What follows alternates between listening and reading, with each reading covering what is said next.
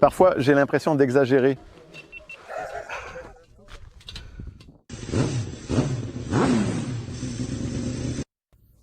Salut, c'est moi, Andrej. Il me semble qu'on s'est déjà pas mal acharné sur l'apparence de cette machine, mais c'est drôle parce que j'ai une théorie. Cette théorie pourrait avoir une origine. L'histoire de l'apparence de cette moto pourrait remonter à avant 2010, car c'est à peu près à cette époque que les premières discussions ont eu lieu entre la branche européenne de Yamaha et les Japonais. Et eux, les Européens, insistaient « Hey, écoutez, il faut qu'on fasse quelque chose de différent, quelque chose de plus agressif, quelque chose qui corresponde davantage à l'Europe, aux États-Unis, des motos, vous voyez, plus d'émotions, plus rapides, une autre communication. » Et eux répondaient « Mais pourquoi? Nos motos sont super. » Et donc, oui, on sait qu'elles sont super, mais on a besoin de quelque chose, vous savez, avec plus de caractère.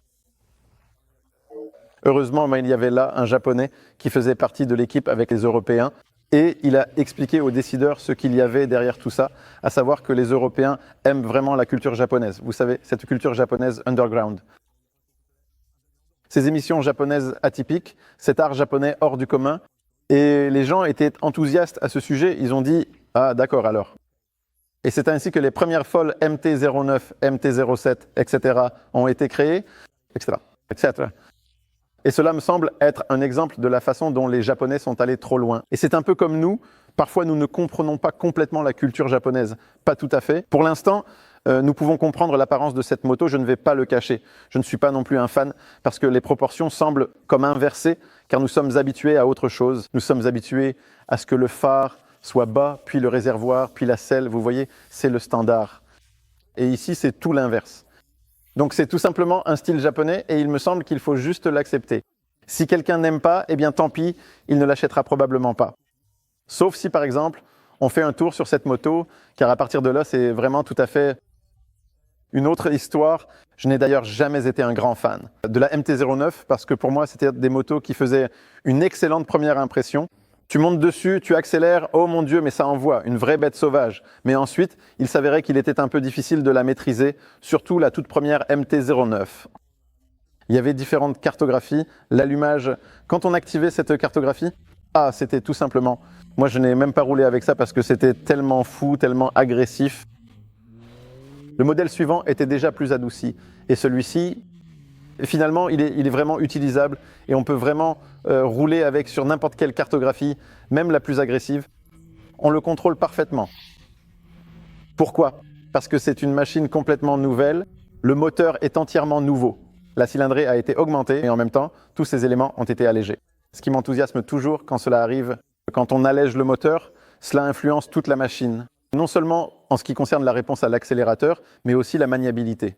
Surtout. Le moteur, étonnamment, à la surprise générale, il montre que c'est possible car nous avons de nouvelles normes Euro 5 et généralement la puissance y est maintenue ou diminue, mais ici, nous avons plus de puissance. Je crois que c'est environ 4 chevaux de plus, soit 119 chevaux. En ce moment, nous avons encore plus de newton-mètres et la courbe de puissance est bien plus avantageuse. Donc il s'avère que c'est possible, ainsi ce moteur, en plus de monter volontiers dans les tours, nous offre encore plus de performance avec ces régimes. Il est vraiment génial. Je me moque un peu du fait que c'était toujours Triumph. Les moteurs 3 cylindres, et maintenant c'est comme si Yamaha leur faisait un peu d'ombre. Leur coupe l'herbe sous le pied, parce que par exemple, la MT-09 s'insère parfaitement entre la Triumph 765 et la 1200. C'est un équilibre parfait entre ces motos. Bien sûr, je n'ai rien contre Triumph, car ce sont d'excellentes motos, mais Yamaha a tout simplement trouvé sa place. Cet endroit, vous savez, quand vous avez une blessure ou quelque chose, vous tournez autour et vous touchez avec le doigt.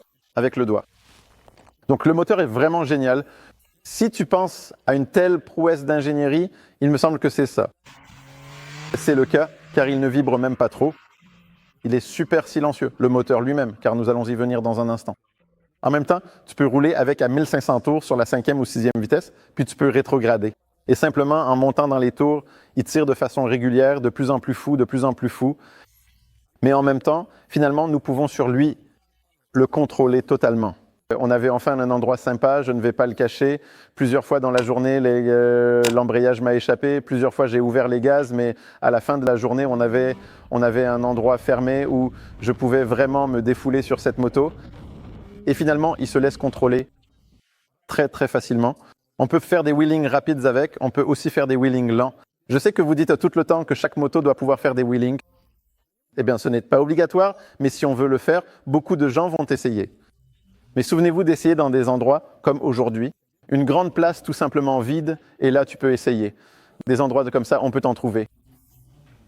Si tu ne sais pas faire ça, tu ne veux pas vraiment apprendre, mais tu voudrais par exemple t'y essayer un peu. Alors l'électronique t'aidera. Et c'est une grande surprise, parce qu'elle va coûter, disons, 400-5 000 watts pour cette moto. Nous attendons encore le prix officiel, et tu as une électronique équipée d'un IMU, ce fameux capteur, vous savez, à 6 axes, une traction séparée, un contrôle de glisse séparé, c'est-à-dire l'adhérence de la roue en sortie de virage, en fait l'inclinaison. La gestion de cette roue est également séparée. Contrôle de wheeling. On peut tout régler séparément, on peut aussi désactiver complètement le contrôle de traction, mais si on laisse le wheelie control activé sur le niveau 1, on sort d'un virage, on accélère en première ou en deuxième et on sent la moto se cabrer, on garde simplement les gaz et elle redescend doucement, puis on continue à rouler. C'est du génie, parce que vous savez, bientôt les petites motos vont rouler à notre place. Rappelez-vous, les motos sont faites pour nous.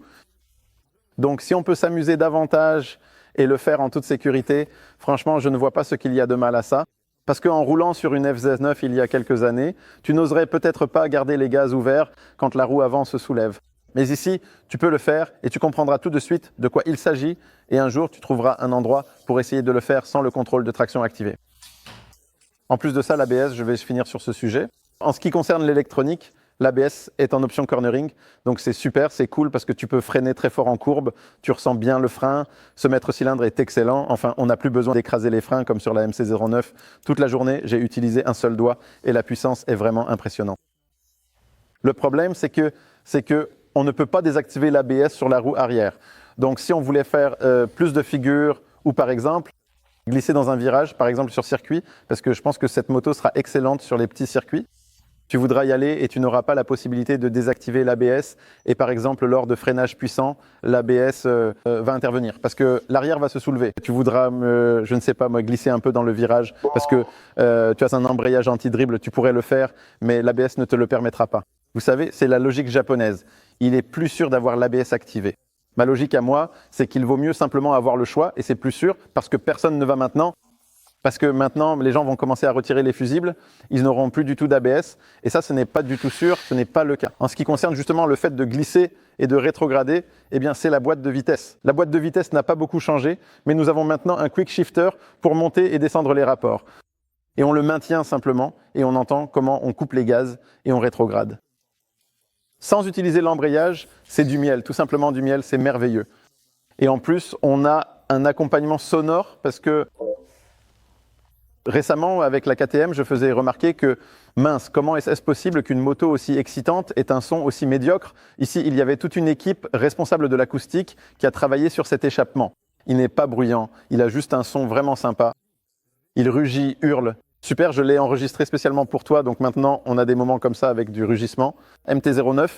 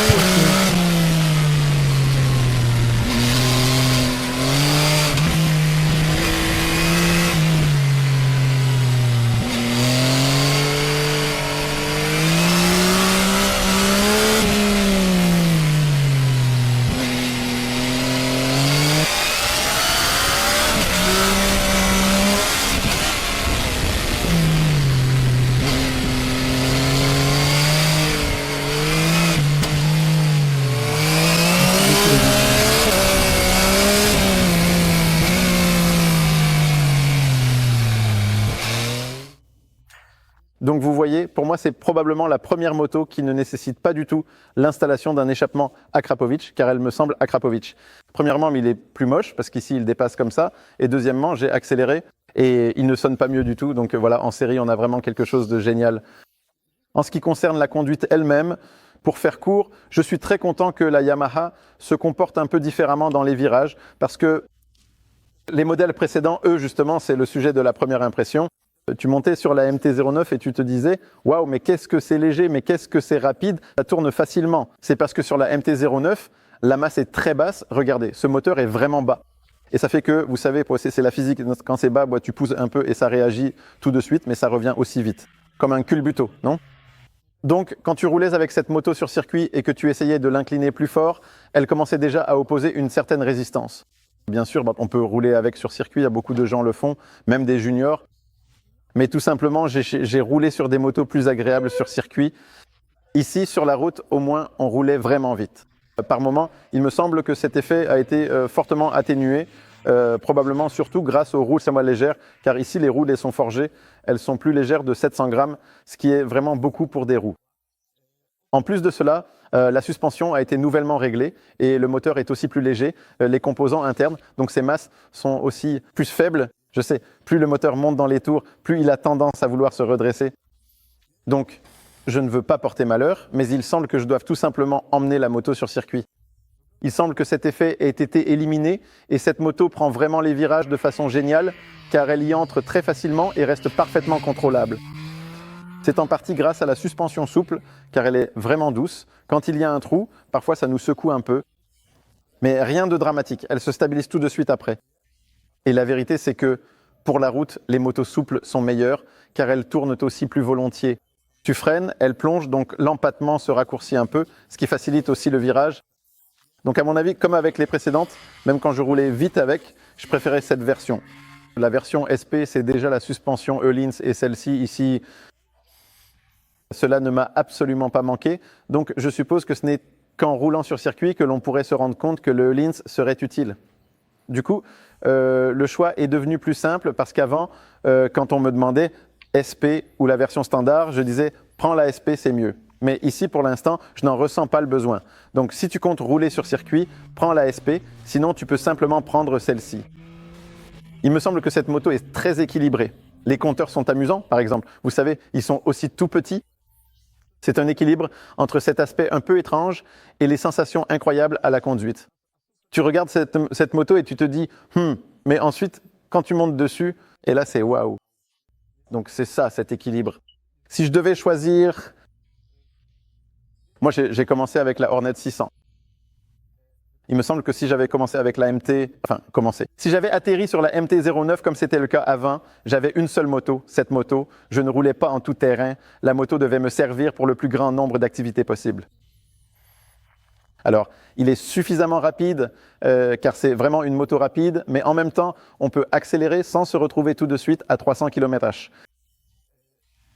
Pour les longs trajets, il est tout simplement confortable, silencieux, il ne vibre pas, tu peux installer une bulle, il y a des valises que tu peux acheter en plus, et tu pars. En ville aussi, c'est super, vraiment agréable et fluide. Donc si tu dois avoir une seule moto neuve, c'est vraiment une super option. J'ai l'impression qu'on pourrait s'en lasser. Je ne sais pas, on verra. Écrivez ce que vous en pensez. Mais la vérité, la main sur le cœur, c'est que objectivement, c'est une moto vraiment, vraiment, vraiment très bonne. Tout comme les MT-09 précédentes, elles me plaisaient, mais j'ai toujours dit que